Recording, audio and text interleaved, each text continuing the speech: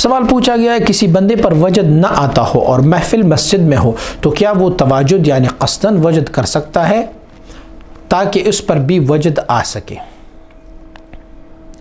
مسجد میں تواجد کا بحث تھوڑی دیر بات کرتے ہیں، پہلے تواجد کی طرف آتے ہیں کہ تواجد ہم کرتے کیوں ہیں؟ مجھے وجد نہیں آتا لیکن میں تواجد اختیار کرتا ہوں، اس کی دو حیثیتیں ہیں۔ ایک حیثیت یہ ہے کہ میں ان لوگوں کی مذاق اور تمسخر اڑانے کے لیے اپنے اوپر ان جیسی کیفیت کو طاری کر دیتا ہوں۔ آپ نے دیکھا ہوگا اکثر و بیشتر ینگسٹر، نوجوان، ہمارے کچھ لوگ ایسے ہوتے ہیں کہ جب کسی پر وجد کی کیفیت طاری ہو جاتی ہے تو وہ بھی اپنے اوپر ویسے ہی حرکات و سکنات طاری کر دیتے ہیں، لیکن ان کا انداز اور ان کا ذہنی تقاضا یہ ہوتا ہے کہ میں ان کا مذاق اڑا رہا ہوں۔ تو یہ غیر محمود ہے، یہ ممنوع ہے، اس کا نہ کوئی ثواب ہے نہ اجر ہے، بلکہ الٹا اس کا گناہ اس بندے کو ملے گا۔ دوسری طرح تواجد یہ ہے کہ آپ اس نیت سے تواجد کریں کہ پروردگارہ جس بندے پر تیرے خوف اور ڈر اور خشیت الہی کی وجہ سے یہ کیفیت آئی ہے، مولا کریم میں بھی ان جیسے اپنے شکل کو بنا لیتا ہوں، اللہ مجھے بھی ان جیسے لوگوں میں سے شمار فرمائے، یا وہ نعمت اللہ کریم ہمیں بھی دیا۔ اور اس کی دلیل جو مشائخ بیان فرماتے ہیں وہ یہ حدیث شریف ہے کہ حضور نبی اکرم صلی اللہ علیہ وسلم نے فرمایا ابکو فإن لم تبکو فتباکو، حضور نے فرمایا روتے رہیں، اگر آپ کو رونا نہیں آتا تو کم از کم رونی جیسی صورت اور شکل تو اختیار کر لیا کریں، جس کو کہتے ہیں زئی، عربی کا لفظ ہے زئی۔ زئی کہتے ہیں کسی اور بندے کی شکل کو اپنانے کو، تو اس سے کہتے ہیں زئی یا ان جیسے اپنی شکل کو بنا رکھیں۔ اب آتے ہیں آپ کے سوال کی طرف کہ آپ نے کہا اگر کسی کو وجد نہ ہو اور تواجد کرنا چاہے اور وہ مسجد میں محفل منعقد ہو تو کیا مسجد میں بھی ویسے تواجد کریں؟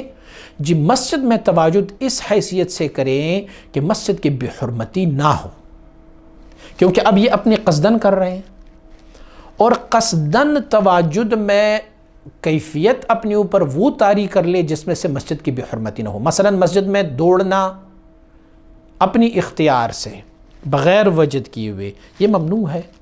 اونچی آواز چیخنا چلانا مسجد میں بغیر وجد کے ممنوع ہے، یا اسی طرح مسجد میں جو ہے وہ کوئی اور ایکٹیویٹیز جو نماز کے علاوہ ہو اور وہ وجد کی صورت میں نہ ہو وہ ممنوع ہے۔ آپ سوچیں گے کہ کیا وجد صرف چیخنے چلانے کا نام ہے یا وجد صرف حرکات جسمانی کا نام ہے؟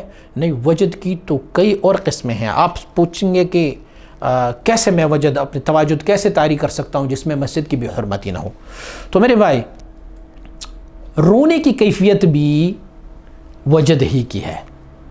آپ کو اگر رونا نہیں آتا، مسجد میں محفل ہو رہی ہے، وجد آپ کو نہیں ہو رہا، تو تواجد اس صورت میں اختیار کریں کہ رونی جیسی شکل بنائے، اپنی صورت بنائے۔